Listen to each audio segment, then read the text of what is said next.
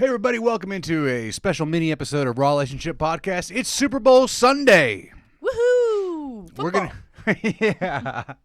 We're gonna do our pre-game takes and rants, and then after the game, we'll do another one and see how we did, how we feel about the whole thing. And how sober we are.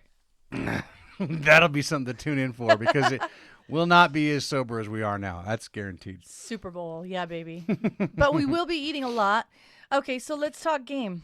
Okay, so snacks are prepping, cooking. They are, and they're going to be so About good. to feast. All right, so this year it is Chiefs versus Eagles. Yes. If you're watching, you can see our jerseys. I'm a Chargers fan. She's a Cardinals fan. All day. Each of those are our second favorite team for each other. My second favorite's the Eagles. You shut your mouth. I'm just kidding. I'm just kidding.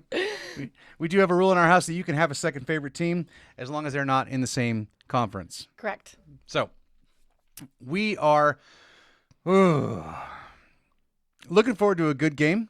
I'm definitely looking forward to a good game, but I have to be honest with you, I was really hoping it'd be Bills. Yeah, we watched that Chiefs-Bills game with heavy anticipation and really hoped that the Bills had taken down the Chiefs. As a Chargers fan, the Chiefs are in our division, the AFC West, and by law, I have to hate them. And I just don't like them because I think they cheat. I call them the Kansas City Cheats. Right. Sounds the same. I know. You had a little bit of a rant while we were off air about how you feel about the Chiefs and their rise to fame. I feel like they're cheaters. I understand that there are some calls that can't be made in football, and I watched the game with anticipation of all those calls. I know that everybody out there, all of our listeners who watch football and watched the game between the Bills and the Chiefs, saw the incomplete catch.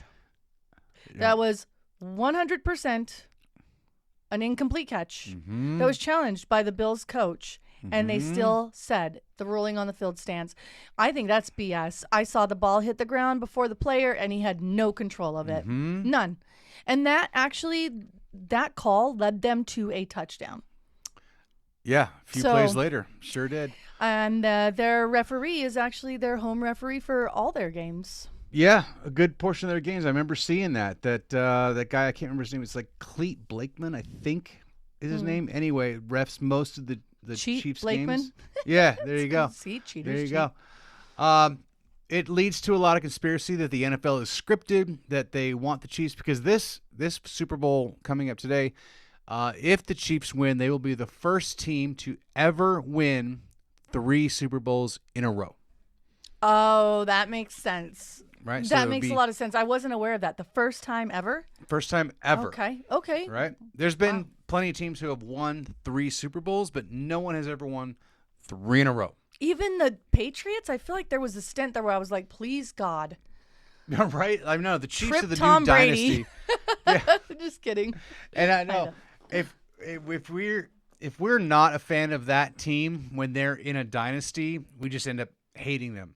I know. I wish come on, Cardinals. Like, we'd be those people that would be like, oh, sorry for you. Tell your team to get better. Like, I don't know. Seriously, if either one of our teams was the dynasty and, going for a three-peat or whatever, we would have the same attitude that I'm sure Chiefs fans have now and Patriots fans had then, that like, sorry for you, just get better. Do better. I mean, we're just that good. And I think, I don't know if all of the skepticism about refs participating and helping them win is validated, but I can tell you, and I know you agree, from watching a number of games this season, we have seen some shady shit. We have. Go the Chiefs' way. We really have. But then there's those weird situations where, like, the field goal where it went off the post and went in. Yeah. Like, you just go, you've got to be kidding me on these games. And right. I mean, that one right there, that wasn't even a ref thing, but there's been so many PIs that aren't called, and there's pass interference and pass interference. Yeah, sorry. There's holdings. There's just like they just don't see it. A lot of holds that are missed.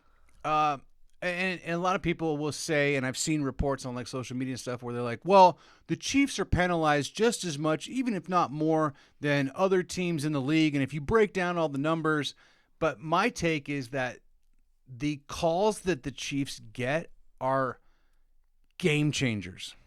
And I also feel like the Chiefs start getting called on their penalties after they're already winning the game by 2 scores. When they're already in the lead, they're like, oh, okay, holding. That's a good point. I really have noticed that. I've seen that too. And,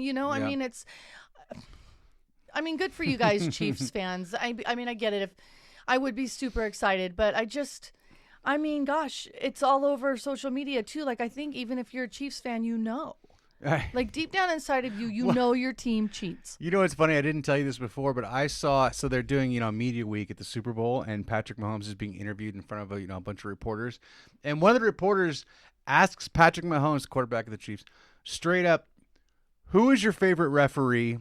Who do you get Christmas cards from, or who do you send Christmas cards to as a referee?" God. And obviously, he's like, well, very political. And so I don't even really know these guys, and they're all good and blah blah blah. But I thought it was a really funny question because it's on everyone's mind. Like, dude, come on. Well, that's why they asked him, because I think it was locked and loaded, and it wouldn't have been great if he was like Clete Blankenship, he's at our house for Christmas. He's been our referee at home for years, and since we started winning, we just got a better team. It's all us. Wouldn't that have been great? Yeah, that's like awesome. Shit you can't take back. Yeah. I love that. I wish he would have done it. He's too savvy for that. And not to take away, he is an amazing quarterback. He's a great quarterback. They have a lot of talent on their team. They just find a way, and that's what good teams do.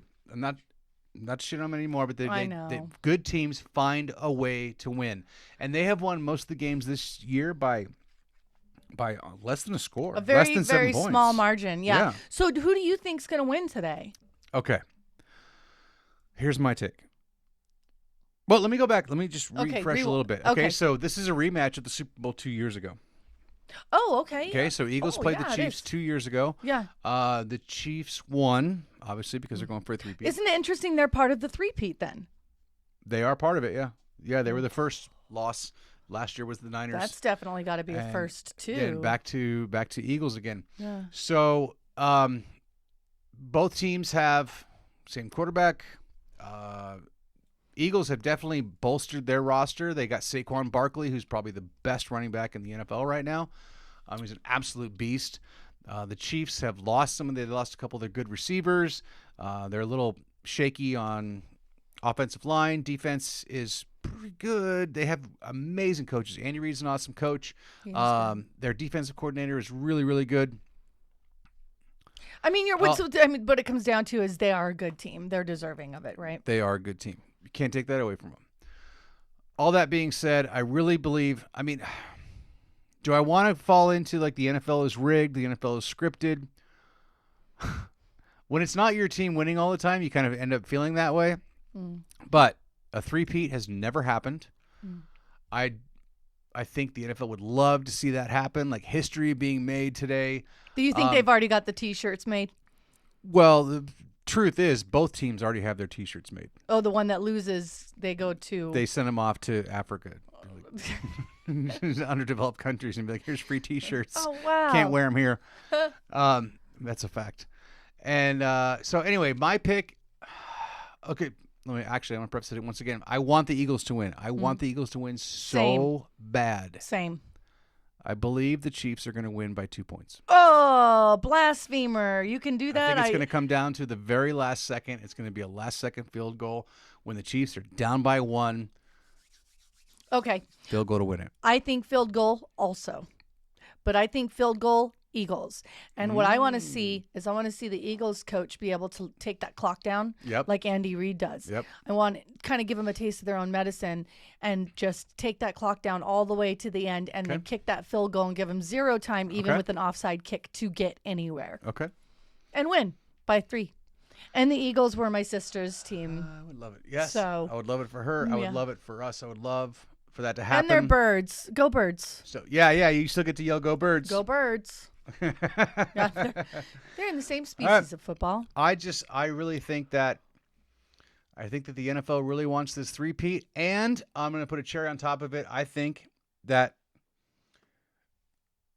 the NFL loves having Taylor Swift at all the Chiefs games. That's obvious, yeah. They put do. her on the screen a lot. Donald Trump is going to be there. President Trump is going to be at the game, so that he's going to be on the screen a lot. Yeah. And I know people talk a lot of shit about why they keep showing her. Look, anytime there's a famous person at any major sporting event, they put them on the screen. Just is what it is. They do. But Yep, and I'm glad that they've made it through it. I mean, despite all of the... all the shit talking everybody else does. Yeah. Cherry on top, I'm predicting that Travis Kelce proposes to Taylor Swift as the red and gold confetti is falling down on them after their three-peat win. $5 bet that doesn't happen. I'll take that bet. Okay. Because the Eagles are going to win. He wouldn't propose when they win, so... Okay. Okay. All right. And so we're going to also bet on the outcome. Yeah, I'll go 5. Okay. So you're going to lose $10. Listen, if the Eagles win, that'll be the best $5 I've ever spent in my life. Amen. I like it. Let's do it. That's perfect. All right. What do you think about the halftime show? I have it's Kendrick Lamar, right? I don't know. I didn't even know really who it was when I asked that question. So, I mean, you could have said it was Prince, and only because he's dead. I know it's not. I don't know. The halftime show the last couple of years have been pretty bleh. I liked it when I did like the Eminem, Dre, 50 the Cent. old school. That was the OG. Last year's was bleh. So I'm not looking forward to a big halftime show. The commercials, though. All the girls are up there dancing, and their kids are like, "Whoa, what is mom doing?" And she's like, 1, 2, 3, into the 4. Yeah, we know it. We know it. Yeah, that's right. That was a good one. That was a Gen X I halftime loved show. that one. That was great. That was cool. Okay, so Kendrick Lamar. Sorry to interrupt. Go ahead. I have no thoughts on it. All right, we'll see. I don't care. I just think, go ahead. We're looking forward to the commercials. Mm-hmm. Always do.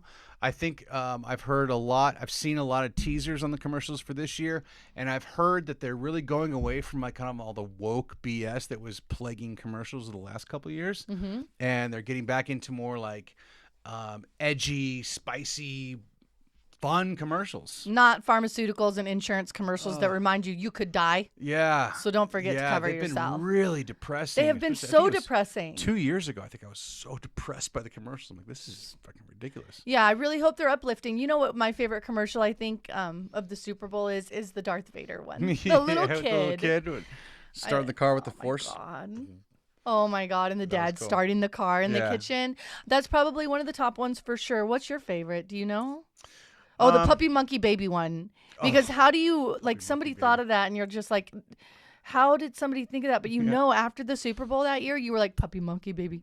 It's weirdest thing, but they got in our heads. That was pretty good. I'm looking forward to. I've seen a teaser of the Shane Gillis, Post Malone, Bud Light commercials. Oh, yeah, where they're like cul-de-sac dads with like the jean shorts and the fanny packs. Oh my God, yes. Save the cul-de-sac party. I'm looking forward to that one. I always crack up. I don't know why, but throughout the season with Matthew McConaughey doing the Uber Eats commercials, those just crack me up for some reason. Where he's like, he's eating rice. It's all designed to make you want food, and they're doing a big push with that one this year. Oh, I can't wait to see that one. That one's so funny. Yeah. That one's always so funny. Okay, that's a good one. All right, so those are our predictions. We are going to cut out now. We're going to go start snacking, have a couple of adult beverages, and watch this game. And we'll come back after the game and do another mini pod. Yeah, and if you're not busy at halftime, don't forget to too. There you go. Make it interesting. Bye. Cheers.